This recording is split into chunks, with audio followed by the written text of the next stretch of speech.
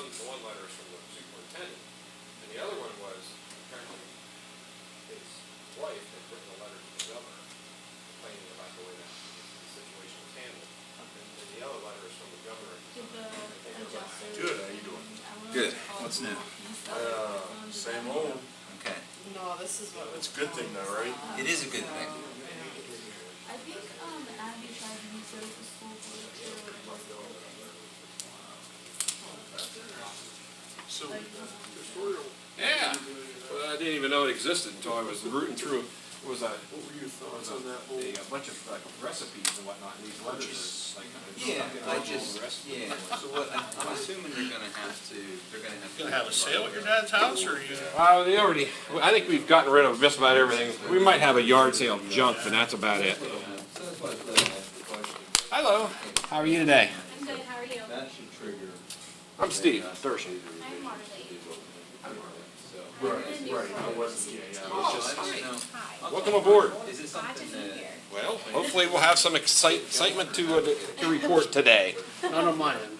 so the MPO's gonna come. Besides here, Glenn, of course. They have to redo the MOU. Right.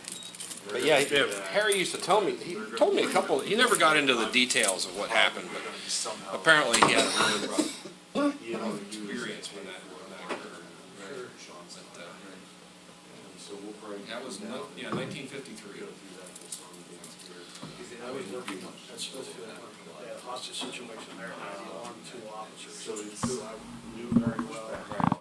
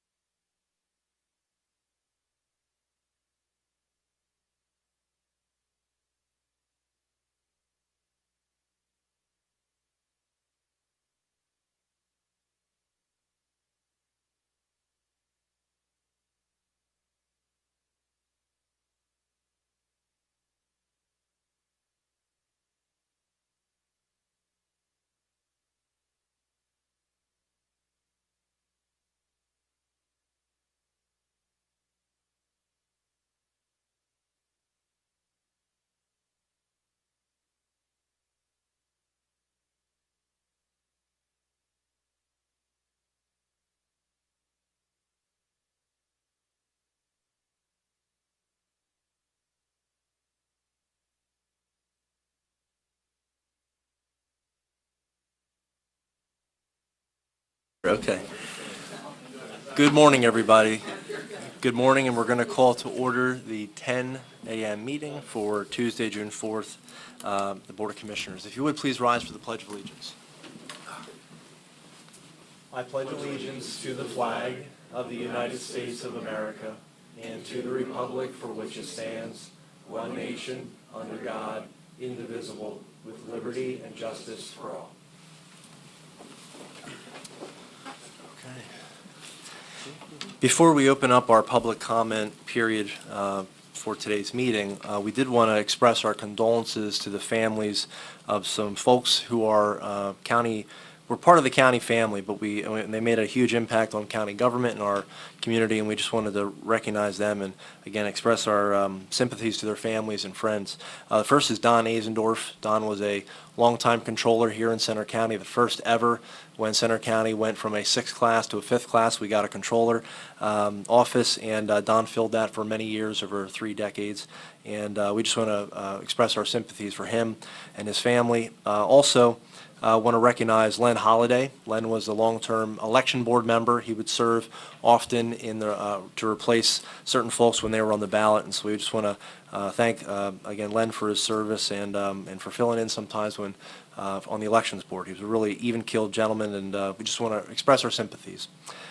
So with that, we do want to also welcome public comment at this time. If anybody would like to make public comment on items not appearing on today's agenda, we'll give individuals 5 minutes to do so. Would anybody like to make public comment at this time? Okay, yes, please. And we have chairs up here. You're welcome to join us here, and that way CNET can capture your comments. And I would suggest the middle chair is probably the best, just in terms of, yeah, please, yes, that's super. Thank you. All right. Thank you. Absolutely. I did notice that there are some mental health items on here, but I also have been speaking with some mental health professionals. So I'll just read what I have, and hopefully I'm not doubling anything. No, please, you're fine. Okay. Good morning, Commissioners. As a member of SURGE and the 320 Coalition and the mother of 2 sons of color, I have been working for social justice as it pertains to race and racially based bias, but today I come to you regarding the need for expanded and more complete mental health services, particularly how we can better advocate for and protect those citizens experiencing mental health crises. Per DA Cantorna, there were over 300 mental health warrants, which we know as 302s in Center County last year. These are being served and carried out by the police with limited or no crisis intervention training, as it is not currently mandatory. In speaking with people within the mental health profession, a primary concern is that ideally all responders should have CIT from police to dispatchers, paramedics, and corrections officers. The ideal may not always be possible, but at the minimum, making it part of the mandatory training of new hires could ensure growth and a future of better prepared responders. The ultimate hope is that we could remove officers from the 302 delivery completely if we had a more complete system which worked alongside the police to respond, instead, with trained mental health professionals. Experts I have spoken with have indicated that the presence of a mental health professional almost assuredly de-escalates a mental health crisis, and a 302, which is an involuntary commitment, could then become a 201, which is a voluntary commitment.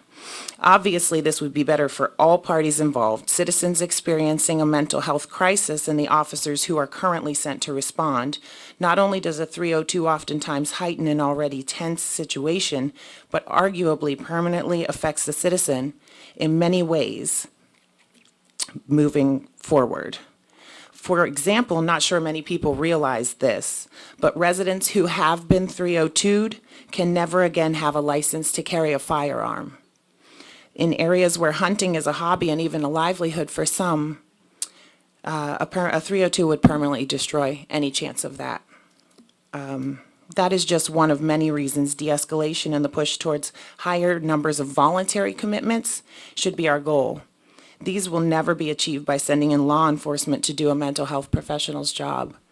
When speaking of creating a position or multiple positions between departments, clearly there would be a cost to do so. However, the Office of Mental Health and Substance Abuse Services often has grant money for initiative programs.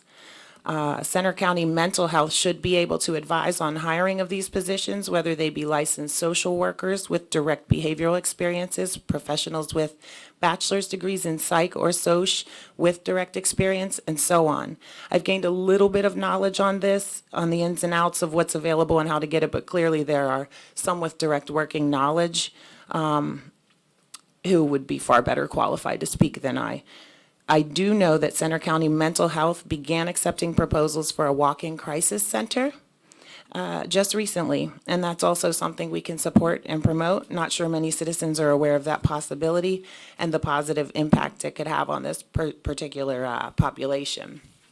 Finally, it is important to highlight that we do currently have a Center County Mental Health Advisory Board with 9 members ready to assist and serve who are currently being underutilized.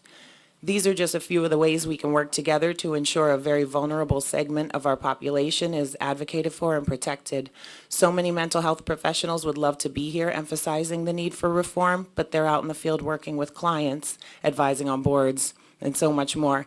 It's up to us to carry their message and turn them into actionable items, finding ways to amend a broken system for this growing need before another 302 becomes a fatal situation. Thanks. Thank you. And could we ask you maybe for your first name and Totally. municipality? Sure. Yes, No, it's- my name's Melanie Morrison. So, Ms. Morrison, I think you mentioned the Mental Health Advisory Board. I think, and we do have vacancies on it, and I think your passion and really dedication to learning more about this, you might be a really good voice on that if you'd consider doing that. I think we would love to have you, and we can get you an application, all that good stuff. But we really appreciate your comments today. Thank you so much. Thank you. And well, one of the things that we're talking about doing and looking at doing would be some sort of presentation, forum, community dialogue as it comes to mental health. And so it's very much in the early stages, but we think that it would be a really good way to talk about some specific things that our office does, the mental health office does, and then ways that we can engage the community to let folks know about services and how to access them. So if we do that, we would hope that you'd be a part of that and attend and, again, begin that dialogue and continue it. So Okay. thank you so much for your comment. Thank you. It was also great to see you up on stage during the Happy Valley Music Fest on Saturday. Thank you. Yeah. I would like to say, one of the issues that was brought up in your conversation was the crisis intervention team. And I will say Center County probably enjoys right now the highest percentage of crisis intervention teamed officers and whether telecommunicators, corrections folks, probably in the state of Pennsylvania. So we have, I think, been relatively proactive in getting that training available, and literally hundreds of those folks have been trained here in Center County. So. Yeah, the woman I'm speaking to, she actually takes part. She actually teaches part of the crisis intervention training, and she was saying that Ferguson Township in particular has been on it. Yeah, well, State College has a high percentage, Ferguson, Penn State, and now the state police are even involved. So I think it's been a very successful program here in the county. So, Thank you. thank you. Thank you again. Thank you. Would there be anybody else for public comment for items not on our agenda today? Okay. All right. Seeing none, if there are public comments for items as they become present on the agenda, feel free to raise your hand and let us know if you'd like to make some comments. We are going to move now into our minutes from our Tuesday, May 28th meeting. Motion to approve the meeting minutes from May 28th. I will second it. Okay. It's been moved and seconded. Any changes needed to the minutes? Okay. Seeing none, all in favor say aye. Aye. Aye. Motion carries and minutes are approved. Okay. So we're very excited today to have an anniversary for the 25th anniversary of 911, but we also want to give a presentation on a little bit about what the 911 Communications Office does. So we're going to welcome up our director, Dale Neff, to give us a presentation and then highlight some of the great folks who do great work down there. So, Dale, please. He has a whole team available. So Absolutely, yes. Bring them all up. Oh, Norm Spackman is our. Who else is coming up? Dave? Oh, they're all Bring coming them all up. up. Okay, Come on. super. Come on, Barb. Okay. Don't be shy. Okay.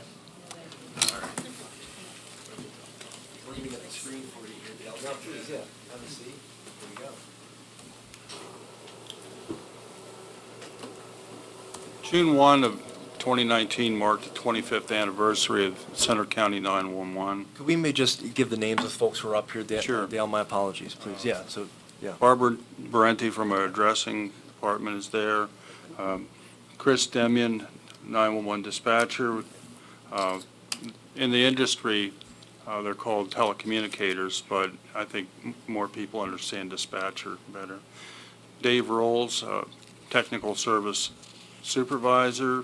He was an initial hire in 1994. Has been with the county ever since.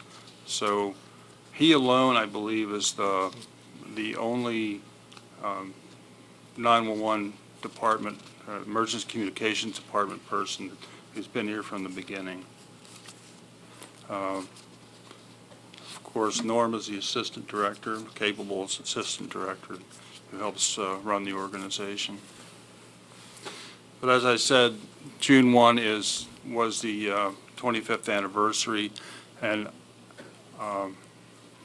we had a brief over-the-air message broadcast at 8 a.m. on Saturday, June 1, thanking all of our first responders in the field for their steadfast support for the 911. Our mission statement in 1994 says to, in part, provide the citizens of Center County with access to police, fire, EMS assistance. And over the past 25 years, 911 has really done a very good job of that. But it has truly been a team effort. We don't exist alone. From the 911 dispatchers who have been hired to serve the community in that role, all the training that they have to take, all the certifications they have to take, including every dispatcher is trained in CIT. They give life-saving instructions on the phone. They've had, over the years, many CPR saves over the phone. Babies choking, they've had several baby saves. And they support the first responders behind the scenes. They're not always acknowledged. It's special when we see in the newspaper after a tough call where they're mentioned. That doesn't happen a lot. But they're not in it for the recognition. To the addressing folks who brought us from the days of RFD and to 911 street addresses so the first responders can more effectively find people. To the Board of Commissioners who continue to support 911 as evidence of that, a state-of-the-art radio system, phone system, computer-aided dispatch, staffing, and a recently remodeled facility. To other county offices that support 911, HR, the Controller's Office, Treasurer, Financial Management, Facilities Management, EMA, GIS, the vendors and the consultants, and all the people everywhere who contribute $1.65 each month per device to help support 911. And as I mentioned earlier, the steadfast support of our first responders. So it's truly a team effort, and we're grateful to everyone. Norm has a brief presentation to allow us to revisit 1994 and catch the highlights along the way and walk us to where we are currently.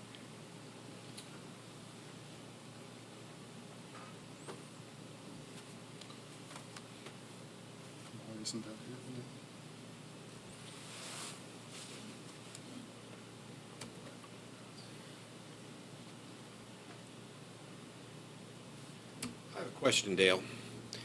Before 1994, I remember there used to be sirens on all the firehouses, but tell us, how was communication done before 1994 compared to? Why isn't that? Before 1994 is very interesting.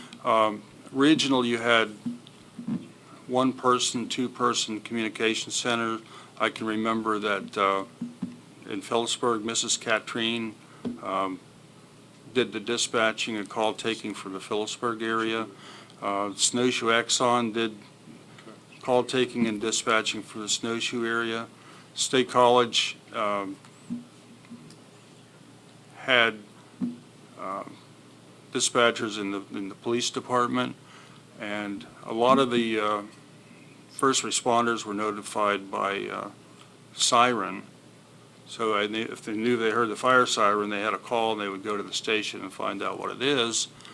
In 1974, pagers started to roll out, and the firemen could hear on their belt where the call was and get them to the scene more effectively. So in 1994, with the concept of 911, we began a centralized dispatch so that calls could be received and dispatched from one facility. Thank you.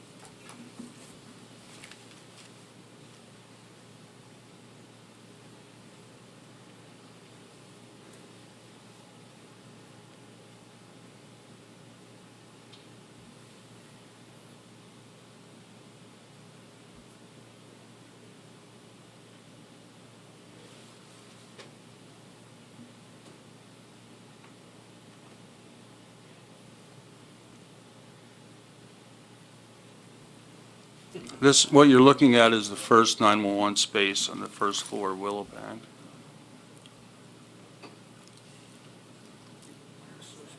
And that's the 911 center without the people. That's what RBA is. RBA first. Wow. Let's hold on to that one for a second. Wow, look at this. Okay. Wow, look at that. So this would be literally when folks were, you had to introduce this to the community. You had to, when you were there, Dave, really introduce how to do it, and what to call in for. Wow. Hey, when, Yeah, we would put out a thing, this is what you call 911 for, this is Yeah. what you don't call 911 for. yeah, I would And think. when people would call in, of course, being new, they'd call in with 911, and we'd take the time, especially if it wasn't an emergency, to try to educate them right then and there. No, for this you would call, and we'd give them our non-emergency number. It looks like on that, if you wouldn't mind go back just one, it looked like there were certain exchanges not covered by 911. So when you rolled it out 25 years ago, not every area of the county at that time, you could dial 911 on a landline. Wow. Correct. There were certain areas that didn't, and it's mainly because they were, at the time, serviced by out-of-county agency, phone exchanges, so. Probably was confusing. Yeah, and we want to notice the cost of a CDT was 35 cents back in 1994. So. Oh, yeah. That's a daily shift report from the first day. The 911 center started at 8 a.m. on June 1. That's why there's nothing under 3 there. They started at 8 a.m. And I think that the first day they had 88 calls. Something in that order, 88 Yeah, we calls. have 83 on the proclamation. 83 83. Yeah, wow.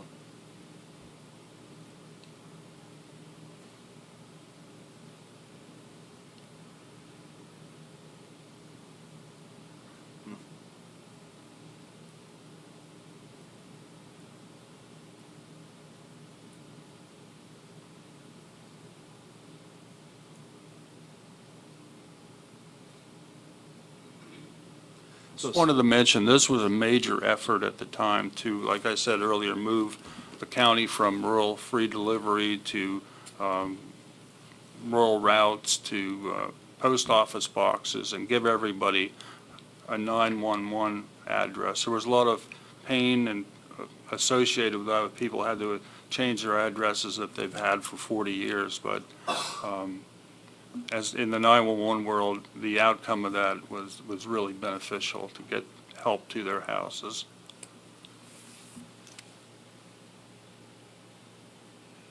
Those show the blocks of each area that they, Kimball visited, and the red shows complete.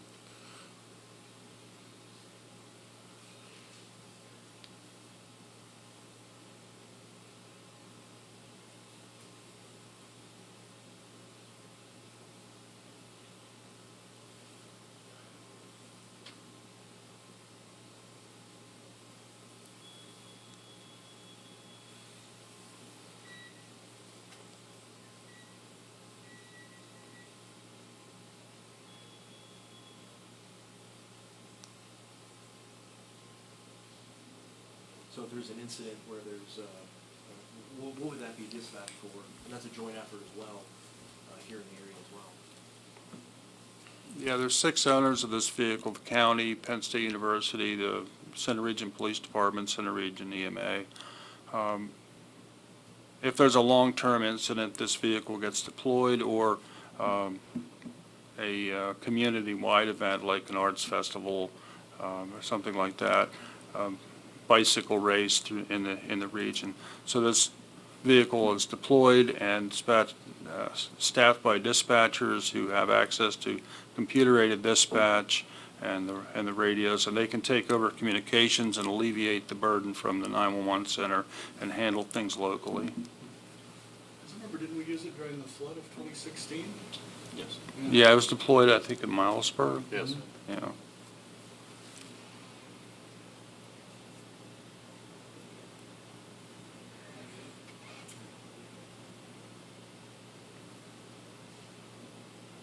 We were on the job for 2 days.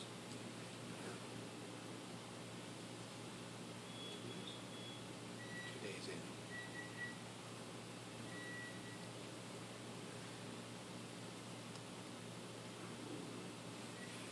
2006 marks when we started the wireless location technology. That really changed the perspective on wireless cell phones.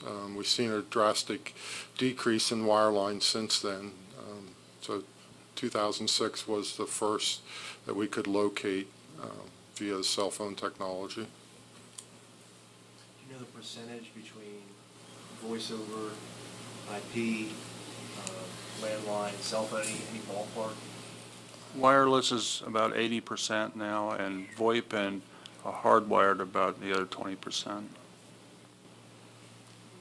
We have probably reduced our wireline by at least 50%, maybe even higher than that.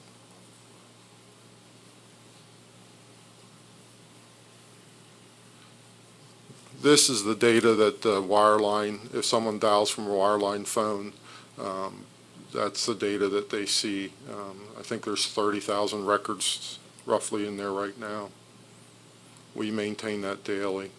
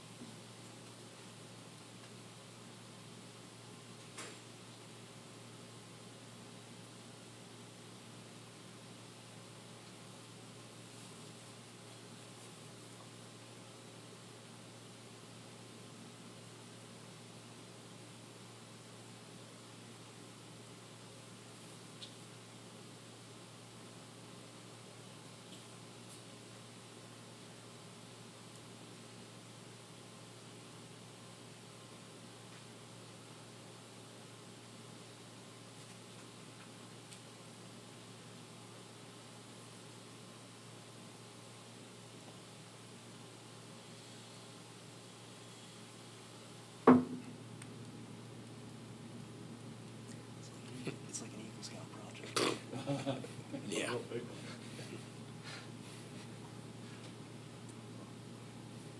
Yeah.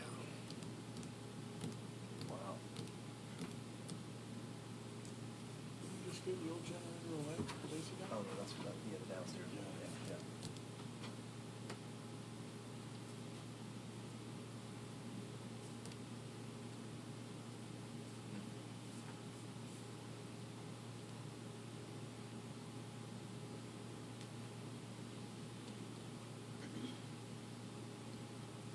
This was special for us. In 2013, one of our dispatchers was named CIT Officer of the Year. He's still with us. He's really a good guy. He's been with us since '98 and just went through 20 years.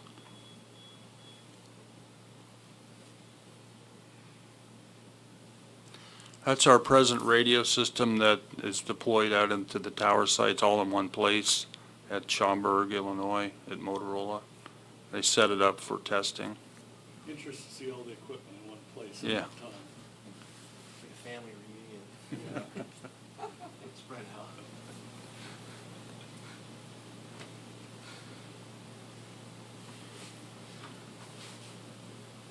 So in terms of that slide, just briefly, we have how many towers are owned by the county versus we rent on? What's the approximate breakdown? We have 16 that are owned, leased, operated by the county, and 3 that are owned by others.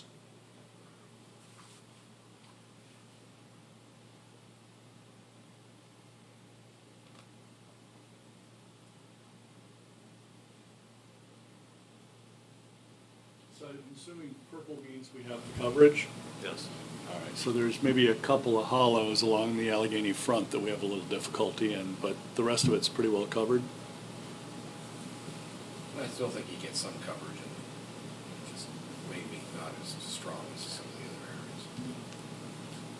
areas. That's portable coverage too, so mobile would be better.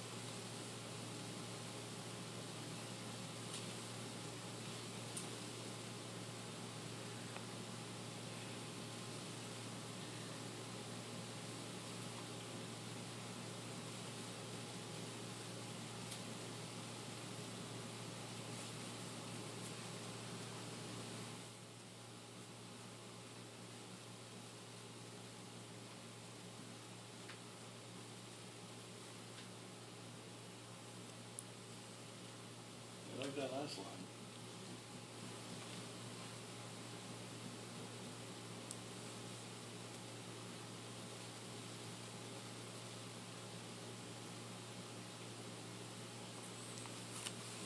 As you can see, that is the new Rapid Light, a web-based clearinghouse that we use.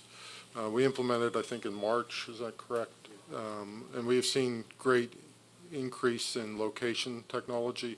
As you can see, the first star is where it would locate normally outside the building.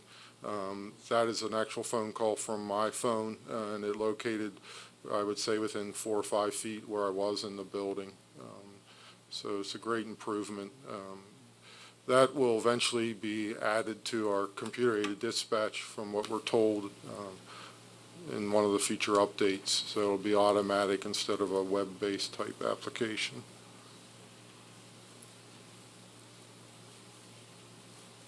Whoops, wrong button.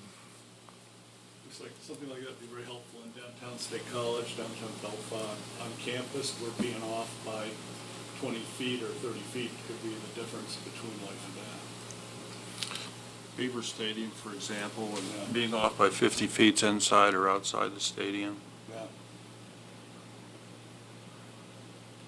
So it's important to, there's a theme that's down in 911 in terms of, Holiday decoration. Absolutely, yes. Absolutely.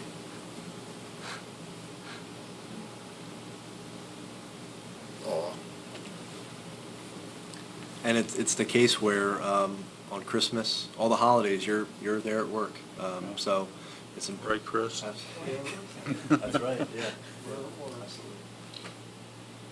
I think this is important to look at is, on a busy day today, we're going to handle 350 to 400 incidents daily compared to the 1994 totals. And, that's just a standard day where it's a little busier than normal. As we've seen in the slide, in the May 1st storm of 2017, we handled just over 500 incidents just in that afternoon or third shift for that storm. When weather hits and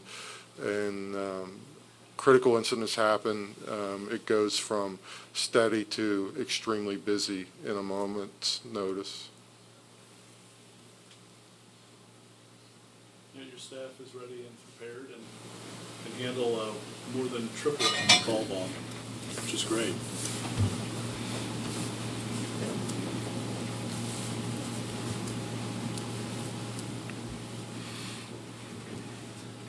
And one of the other elements that I think needs to be noted is the fact that your emergency communication center down there can be expanded in the event of a catastrophic event. That you have, how many extra spaces? Like 5 extra spaces down there that can be filled with other dispatchers in the event of a real serious event. Yes. Yeah. And I believe with the new agreements with Southern Alleghenies, we now can back up other counties, and they now can also back us up as well. We're working towards that, and the phone replacement this month will go a long way towards that goal. Right. In terms of the 25 years of 911 and the next 25 years, it's going to be very remarkable to see where we land when we talk about live action in terms of live feeds coming from incidences, in terms of video calls into 911. The future is going to be very interesting for 911. I think the thing that we can know here in Center County is all the work that's gone into over the last quarter of a century prepares us for that future and puts us in a really good position. So you 5 are really excellent members of the team, and Dale and Norm really lead that team. So we thank you for taking the time to put that together, to really highlight that. We'd love if it's okay to put that on the website or showcase that in some way, shape, or form. If there's any personal information, we can take that out. But I think that's a really important thing to show the citizens, where their tax dollars go and the investment that's being made for life and safety. So really want to thank you all very much. So we officially have done this as a proclamation, and we did want to present that. But anything else? Any other comments? Yeah. Just want to thank them for all their hard work, 24/7, 365, call volume tripling, quadrupling on a moment's notice, and still handling it. I think a lot of folks take for granted that when you dial 911, there's always going to be somebody available to take that call and to provide the emergency services, and it's part of the whole team that you provide down there, kind of the unsung heroes of the emergency management and emergency services community that you folks make it happen. We really appreciate that, because I think more often than not, people don't think about what you do until they really need you, but when they do need you, they really, really need you. So congratulations on a job well done over 25 years. So jumping into that proclamation, would there be a motion then? Motion to adopt proclamation number 17 of 2019, recognizing the 25th anniversary of Center County 911 emergency communications. I will second it. Okay, it's been moved and seconded. Any further comments, discussion on this? Hearing none, all in favor say aye. Aye. Aye. Motion carries. Okay, if we'll join you all 5 up here for a presentation. Oh. She's making a run for it. Sure, okay. Okay. Join us. Get David, Chris here, that's the, thank you so much for being here. Appreciate it.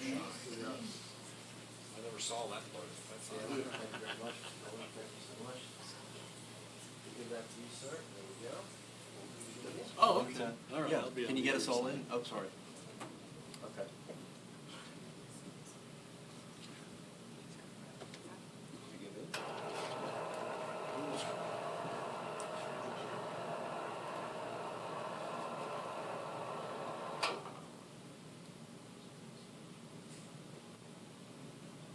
Thanks, Natalie. Thank you. Hold it. We get one for Chris. Chris.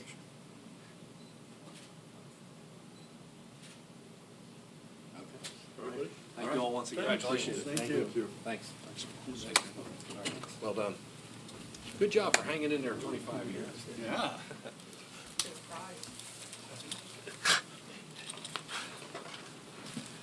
Okay. Thank you all for your patience today. 911 is such a critical piece of what we do here in county government. It really is the heartbeat in many ways of what we do. So we appreciate and you all hope leave here with a more appreciation for our 911 emergency communications. So next on the agenda is ordinance number 3 of 2019. We'll turn it over to Margaret. Thank you very much. This ordinance before you today was introduced on Tuesday, May 21st, and subsequently advertised in the Center Daily Times. It is at the request of the Borough of State College that the proposed ordinance is before you, and if adopted, this ordinance will establish a real estate tax abatement schedule for the rehabilitation of commercial property in designated areas of the Borough of State College. The abatement is established under the provisions of the Local Economic Revitalization Tax Assistance Act of December 1st, 1977, commonly known as LRTA, and provides tax exemption for new construction in deteriorated areas of communities and for improvements of those properties for commercial purposes. So I believe that we've discussed the ordinance at some length. The borough manager and the borough planning director, who's also with us this morning, have presented previously, and I think that we're ready to move this forward. Okay. Thank you, Margaret. And we did want to note, have we received any comments through? We have not Yeah. received comments. Okay. So we had that comment period open for, since the ordinance was advertised, and we just wanted to note that no other public comment has been made. So, but we do want to have the opportunity for that today. But before we welcome anybody to make any public comments on this, I just wanted to really stress again the need to invest in historic preservation, and the borough has done an excellent job of outlining that, talking about the locations where it would occur, and being very mindful of the rollout of it. So I really want to compliment them there. We'd be very excited to see some of the projects in those areas revitalized and invested in. So, and over the course of the program, there actually would be increased tax dollars coming in if there was no investment that would occur. So even though there is an abatement and the schedule is over 10 years, it will bring in more revenue at the end of that decade. So I'll end there and welcome any other comments before we look for any public comment. The only thing I'll say is where it says deteriorating, I'd really like to think that this is something that's based more on rejuvenating. And it really is something that I think the State College Borough has given long thought to. And, you know, normally I would question this a little harder, but I really do get the idea that you're going to take some areas that really need a shot in the arm and give it to them. And it's, you know, the cost to the taxpayer is not going to be that dramatic. And I'm not sure exactly how many areas will be ultimately impacted by this, but I think it will be good for the State College Borough community, and certainly they've come forward and requested it. So I respect the request and will honor that. Okay. Any comments, Commissioner? No, I just happy to help downtown State College, and it is very limited. I think we're talking a total of 24, 25 parcels. So hopefully it helps those areas. But to Steve's point, in the short run, it's really not costing the county, the school district, or the borough any tax revenue. And then to your point, Commissioner Pipe, over the longer term, it will actually increase property tax revenue from those renovated historic structures. Okay.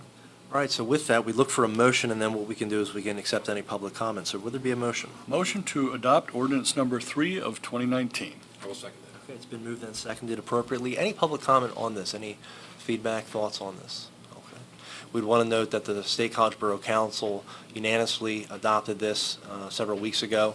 And so once we take our vote, we know the third party that this would be pertinent to would be the school district of State College. So not sure when that's on their agenda. Maybe at an upcoming meeting they're considering that. I don't know if you have any. We don't have a date. The State Okay. College Borough approved on May 6th, and I think we're looking at sometime later in June or early June. July for the school Okay. district. Okay, all right. Seeing no other public comment, all those in favor say aye. Aye. Opposed, same sign, motion is carried. Okay, Margaret, thank you so much, appreciate it. Thank you all. Okay, moving into our contracts, we're going to welcome up our Deputy Warden, Glenn Irwin, to the table. Good morning, Glenn. Good morning. Thanks for your patience today, appreciate it very much.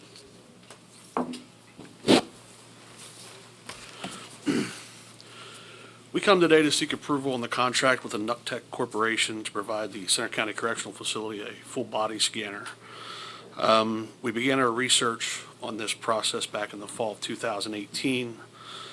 Since that time, we have viewed and received demonstrations from 5 different manufacturers, visited several different facilities with the various machines in operation. The machine that we're proposing to purchase provides all the features and functions that we need for our facility. And I would note this machine is being planned on use on inmates only. It will not be used on staff or visitors. At the present time, the Nuctech Corporation has 14 machines in operation in Pennsylvania with several more projects pending. Some of the other counties with this same machine that we are exploring, Clinton, Cambria, Erie, Tioga, and Wayne counties. We've spoken with several of them and visited. They have the same model, and we didn't hear any complaints or any issues with the machine. We believe this machine will enhance our security at the facility and assist us in detection of contraband, more specifically illicit drugs entering the facility. As everyone knows, in the past year, there's been a lot of cases throughout the Commonwealth of staff and inmates being injured and becoming ill with the drugs. This machine will benefit the safety of all inmates and staff alike at the facility. It helps us prevent the person who may have an addiction, who may be coping with it very well, but if subject B brings in something that may fuel that person's want for the product. Once the machine is installed, it will be inspected by the Department of Environmental Protection from Harrisburg. They have a certified inspector who lives in Center County, actually. He will also be involved in the radiation training on the machine with us. The only staff that can operate the machine are those who receive proper instruction from the manufacturer. The initial training for staff members involved will be 8 hours. The radiation safety officers go through additional training, as do the trainers. As some security features on this system, no images can be downloaded unless you are an administrator of the machine. And at this time, we are going to limit that to just the warden and both deputies. So nobody can do anything nefarious with any of the scans. It's all limited. We also have the ability to tell who operated the machine at a certain day. We can tell which inmate was x-rayed, and it tracks the number of times that each inmate was x-rayed. So if there is an alleged issue, we can go in and look to see what had occurred. The scans automatically delete from the system at a set number of days, which I won't reveal for security purposes, but they will automatically delete unless they are saved by an administrator. Nuctech provides all the training on the machine. They come into our facility, they take care of all the setup, training all the staff, they provide support for us. We are seeking to add a 3-year extended warranty along with the contract. The first 2 years are covered, then we're looking to add an extended warranty that takes us out through year 5. One thing about Nuctech, they have a service representative in the central Pennsylvania area, which we felt was a bonus to us. Again, all the machines we looked at, we felt this best served our purpose. The total cost of the machine is $95,000. Then with the additional warranties, it comes out to $113,000. There may be some small DEP fees that we don't know yet, but we don't anticipate. They estimate maybe $1,000, but those we won't know for sure yet what they are till we get going. So we would ask permission or seek approval to proceed with the contract with Nuctech, and gladly answer any questions if you have them. Thank you, Deputy Warden Irwin. We had at our Prison Board of Inspectors meetings on numerous occasions talked about this, and you were extremely thorough today on it, and extremely thorough in other conversations we had with this. But again, safety of the incarcerated folks, safety of the staff, and so it's something we don't want to have to do in terms of procuring this. However, with the enhanced methods and the enhanced drugs that are out there and weapons, we want to make sure that we have an absolutely safe facility. So thanks for all your hard work on this and bringing it to us today. Yeah, Glenn, as I remember, this is an extremely low radiation device. They were talking about one scan is X number of minutes of sunlight. Yeah, if you would take 400 scans through this machine, that would equal 1 X-ray at a hospital. So there's levels that is set by the company, and there's a maximum level. So it would take us to run you through here 400 times to equal 1 X-ray you receive at a hospital. We have the limit set. Again, I won't reveal what it is for security purposes, but once you reach a certain limit, we won't run you through the machine anymore for safety features. We don't anticipate hitting that limit with our inmates and their average length of stay. We don't anticipate that being a problem. It will send an alert to the officer once the inmate information is entered into the system. this person has reached the max number of scans, are you sure you want to proceed? And that would be a no, then we would move to other security checks to hopefully catch any contraband.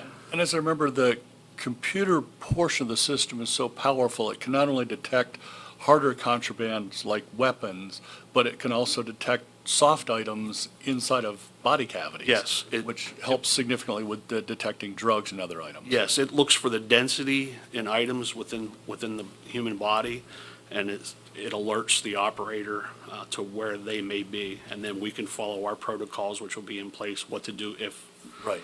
any dense objects are found.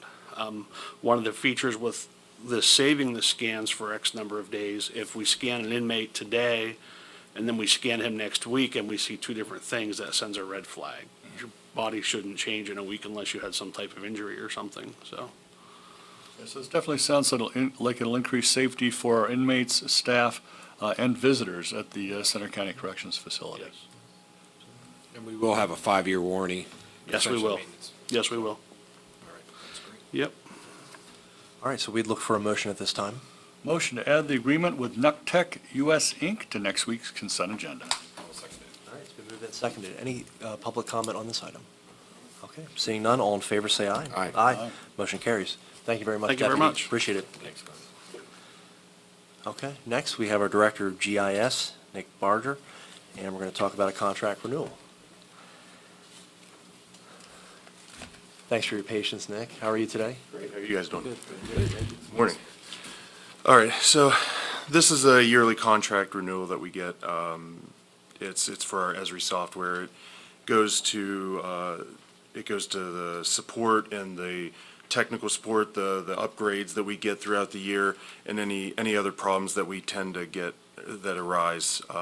So the contract's 1 year. It's from August 22nd, 2019 through August 21st, 2020. We're looking for $23,750. That amount's remained very steady throughout the years. Yeah, and that's all county funded. That's budgeted items, so. Excellent. And Ezra really does a lot of the background work of a lot of the mapping Correct. that you do. It's really integral to what you do. And It is pretty much the only player in the game.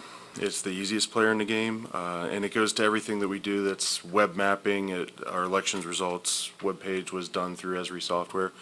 So yes, it goes into supporting 911, planning, conservation, and every other county department. Assessment probably as well. Tax assessment as well, yes. Okay, excellent. Thanks, Nick. Any questions for Nick? Okay, hearing none, would there be a motion? Motion to add the contract renewal with Esri Inc. to next week's consent agenda. Second. All right, it's been moved and seconded. Any further discussion on this? Public comment? Okay, seeing none, all in favor, say aye. Aye. Aye.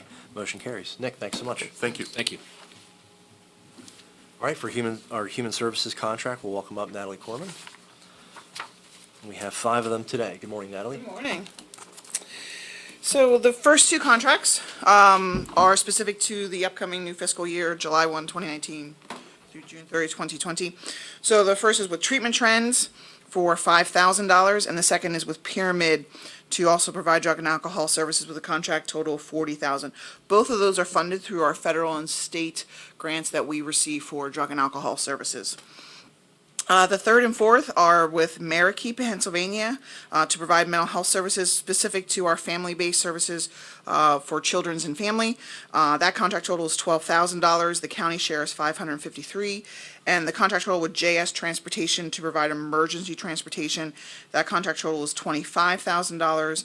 The county portion being $1,152. So all those 2 are also out of our block grant funding that we receive. And finally, the addendum number 1 is with Beacon Light Behavioral Health. So they provide us with mental health mobile medication management services. We are increasing that contract from $35,000 to $68,000 for this fiscal year. So that will increase our county portion to $3,135. There's just been a need for this service. We increased it at the start of the fiscal year, and as we continue throughout our final point of our fiscal year, 1 month left, we added some additional funding to it.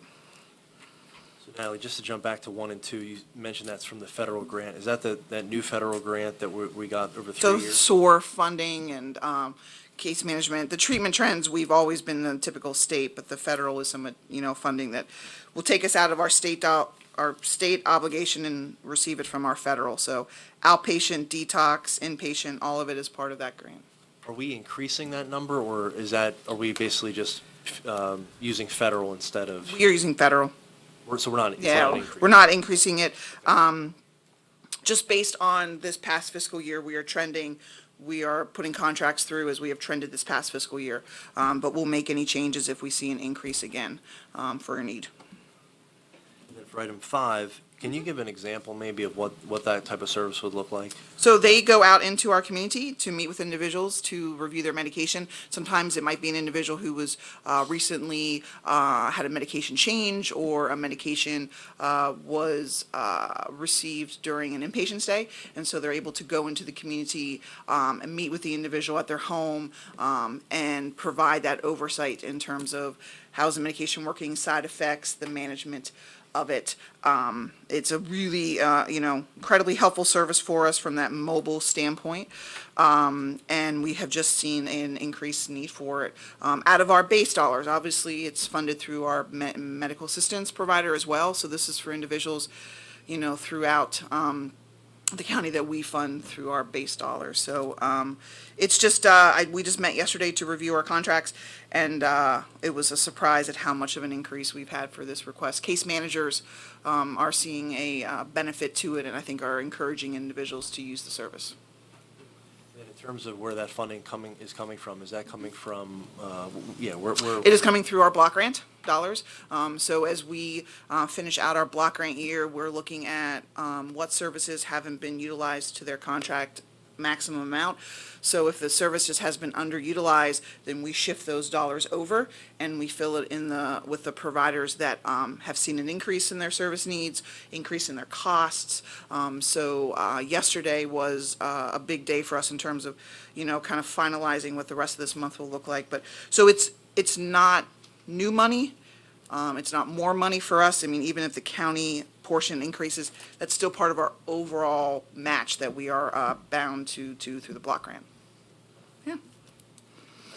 And maybe, so instead of us saying for certain contracts, you've hit, you're at currently 35,000, there's no more. And even if we have other contracts that are not hitting the max and we have dollars available, we're not saying, tough, you're at 35. We're saying, no, let's take that unused money and push it out into services to make sure that we can get into the areas we need. True. We are only allowed to retain 5% moving into the next fiscal year. So we look at all opportunities. Some services, we're over a lot. If we have the funding available, we'll move it over. In a case like this, where we know it's been an increased need, truly based on the needs of our community, not so much on the cost increase of the service happening, it really is based on the need. We're able to exactly that, move that funding over from a service that just at this fiscal year just didn't have a lot of need, or more individuals went into Medicaid than we had thought were originally going to go into Medicaid, and so it decreased the number of people that we have to serve to offset that cost. So they get their funding through Medicaid as well as us. Thank you. Any other questions? Thanks to your staff and your outside contractor for keeping up on this. It's very, very complicated. Off the top of my head, I think the super department that you run has a budget of about 10 million a year, give or take. Yeah, we call it a big sheet, because literally Yeah. the spreadsheets are that long for us, but it's important for us to really know each of our providers, each of the individuals that are using the service, and maximize those dollars. So if we keep 5%, we're keeping that 5% because we want to do something else with it. If not, we need to put that money out to the community, and Sam does that, helps us with that. Do you or any of the organizations that you're associated with statewide give you any indication what the upcoming budget may look like from the state in regard to funding for any of your departments? So it seems like it's going to remain flat. There does not seem to be any increases. Then there had been a request to reinstate the 10% cut that we took in 2012, 2013, and we do not see that occurring. The block grant for 1920 the plan has not been finalized yet, which is pretty late for us to not be finalizing our plan. So do not believe it's tied to the budget in any kind of negative way, but everything we've been seeing is flat coming into this new fiscal year. Thank you very much, Natalie. No further questions? We'll look for a motion for this item, and then we can take public comment as well. Motion to add the mental health, intellectual disability, early intervention, drug and alcohol items 1 through 5 to next week's consent agenda. I will second. It's been moved and seconded. Would welcome any public comment at this time on any of these items. Any questions? Sure. Okay, all right. All right, all those in favor say aye. Aye. Aye. Motion carries. Okay, thank you very much, Natalie. Thank you. Thank you. We have our consent agenda in front of us. Would be a motion to approve it. Motion to approve today's consent agenda. Second. It's been moved and seconded. All in favor say aye. Aye. Aye. Motion carries. Consent agenda is approved. Margaret, Administrator's report. Thank you. Jake is going to join me up here at the table for the administrator's report today. And we're going to show you some pictures because a picture is worth 1,000 words, and we're very happy to report a project completion today. So I'm going to turn it over to Jake, and he's going to walk you through.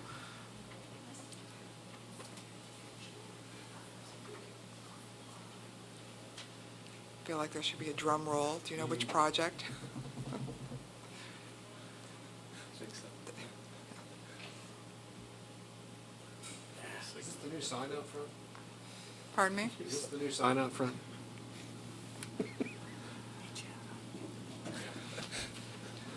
While they're pulling it up, the Center Crest parking lot is finished. And so we've been reporting on this project for quite some time. There were many weather delays, and the work was done by Hawbaker, and it is completed now. And I do think it looks wonderful, and it's worth taking a minute here for you to see these photos. This I also should have involved, and as Jake will describe, some stormwater improvements, and it's not just a plain vanilla parking lot. Right. So, Thanks for the intro, Margaret. As she mentioned, Center Crest is a 120,000 square foot facility. It's a nursing home that's owned by the county.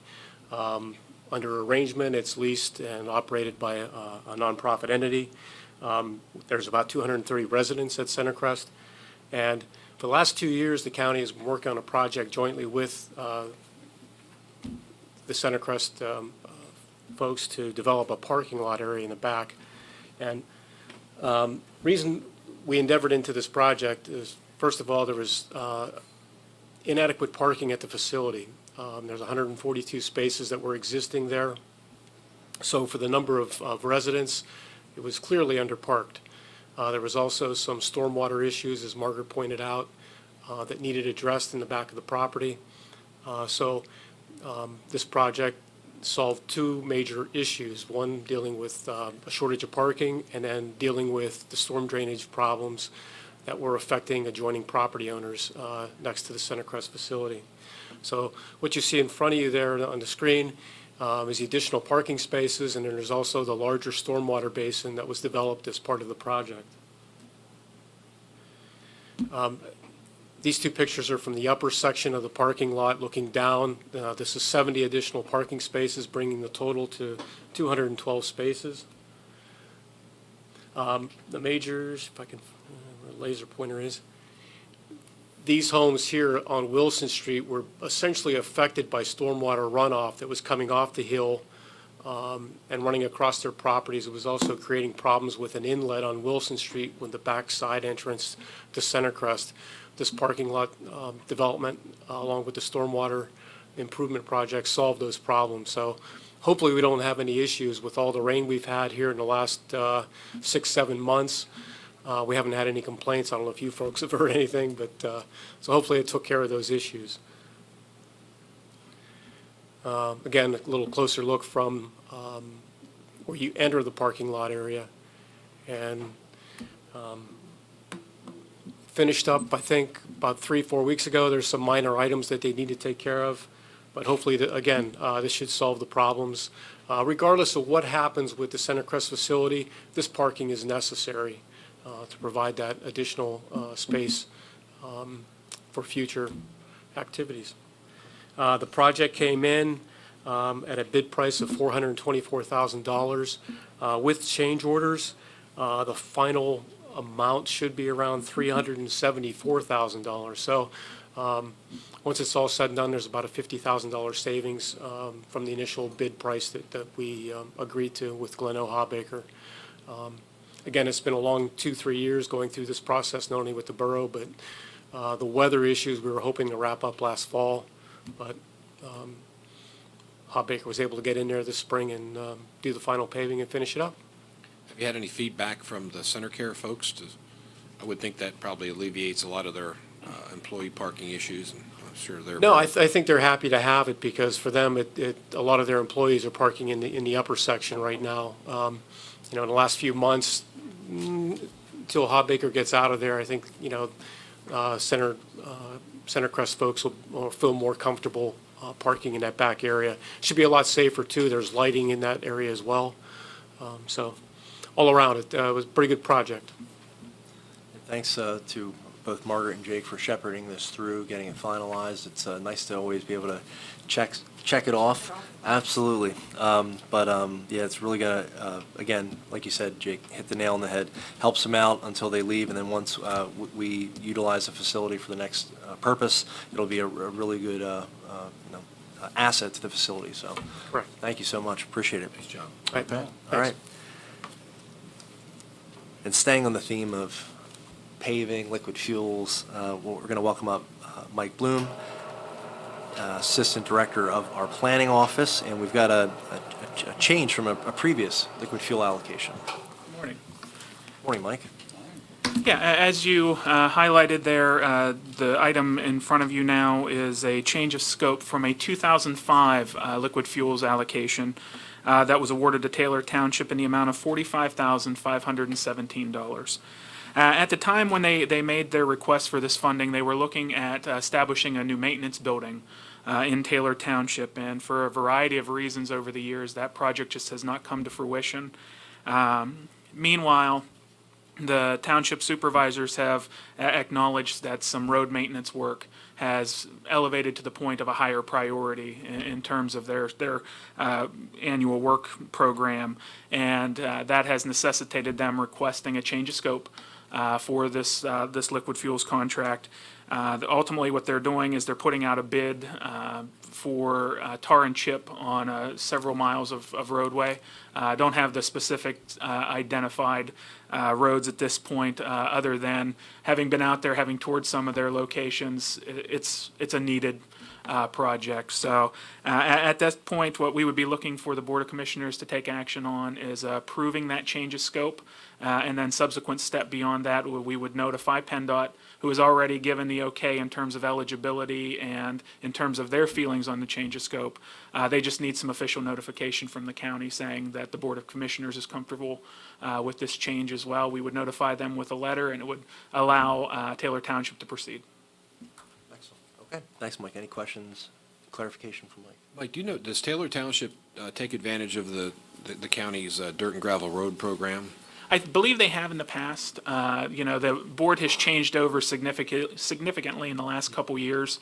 I believe from our past discussions, a couple members of the board have, but as new people have come on, it's an opportunity, obviously, for them to I continue. mention that because that program's expanded, and the available funds that through Act 13 have really made that an attractive program for a lot of these small municipalities that have those types of roads that need the maintenance work done on them. Sure. It's not that big of a project to get their folks trained to be able to access those funds. Absolutely. Appreciate that.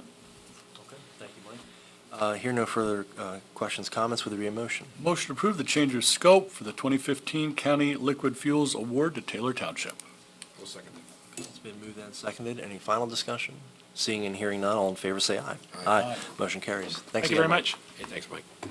All right, we have today's check run. Commissioner Higgins. All right, well, this is a close to average check run in the amount of $1,182,974.54. Some of our visitors may be interested in hearing that the checks of the week are to the Center County Youth Service Bureau that we have a broad variety of partnerships with. These two checks totaling $4,477.50 are for the Declutter program, and I'll read the brief description here. This is within their parenting and family support area. Declutter helps families and individuals who are at risk of losing custody of their children or their housing due to the physical condition of their home. They take a hands-on, side-by-side approach, empowering family members to make all decisions about what belongs, what belongings to keep, and how to use the space they have. They provide extra hands and assistance with planning and organization, which helps the family members take control of their lives, increasing the safety of their homes, keeping their children with them, and keeping them keeping them with shelter. So the county's being proactive here, attempting to keep families together and keeping them indoors during inclement weather. So I would like to make a motion to approve the check run dated May 31st, 2019. Second that. Okay, it has been moved and seconded to approve the check run. Any further discussion on it? Hearing none, all in favor say aye. Aye. Motion is carried. Okay, thank you, Commissioner. Moving down to CNET requests, we do have consideration for a sponsorship of the taping of the Flag Day ceremony to be held on Friday, June 14th, 2019, 6 p.m. in Boalsburg. And is this, we had asked, is this the Elks Club that made this request? State College Elks, okay. And do we know, I should have asked before the meeting, do we know where in Boalsburg, at the Military Museum, or, okay.